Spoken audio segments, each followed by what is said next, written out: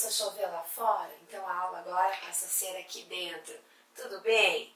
Salvete Amici, sejam bem-vindos, amigos, para mais um capítulo, mais uma parte das dicas do simulado Dom Bosco. Tá todo mundo bem aí? Sim?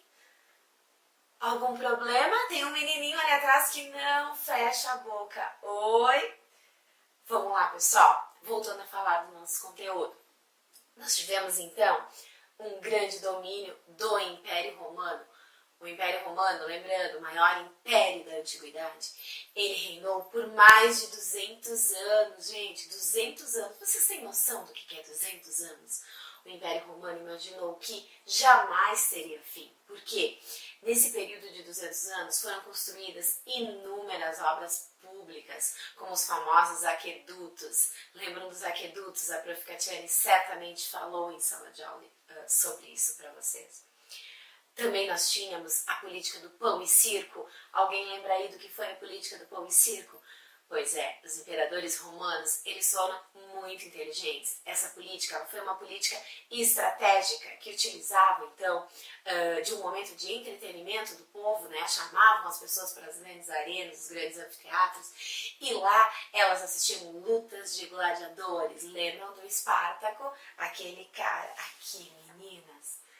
O nosso gatinho, né, que eu já apresentei para vocês antes. Pois é, Espartaco, ele foi um escravo que lutou, ele foi um gladiador, lutou muito nesses espetáculos que eram realizados e que ficou conhecido então como a política do pão e circo. Então, o Império Romano, ele tinha políticas estratégicas muito inteligentes, ele construiu infinitas, nesse período, então infinitas obras públicas e também nessa época, o Império Romano, eles iniciaram a construção das estradas. Existe um ditado atual que diz, né, todos os caminhos nos levam até Roma.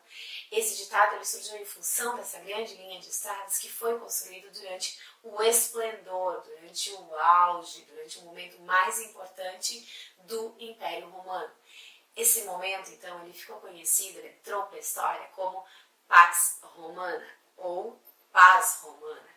A paz romana ela foi muito importante e os antigos romanos, eles acreditavam que esse período de esplendor, de conforto, de conquistas, de maravilhas, jamais chegaria ao fim. Eis que o Império começa a entrar em um enorme período de crises. Vocês imaginem todo esse esplendor, todas essas grandiosidades, elas começam a ruir. E essa série de fatores, ela teve, esses fatores foram inúmeros, mas a gente poderá estar citando aqui as crises. Lembram dos 3 tipos de crise? Política, econômica e militar. A gente vai se deter na crise econômica. A crise econômica do Império Romano, entre outros motivos, ela aconteceu por quê?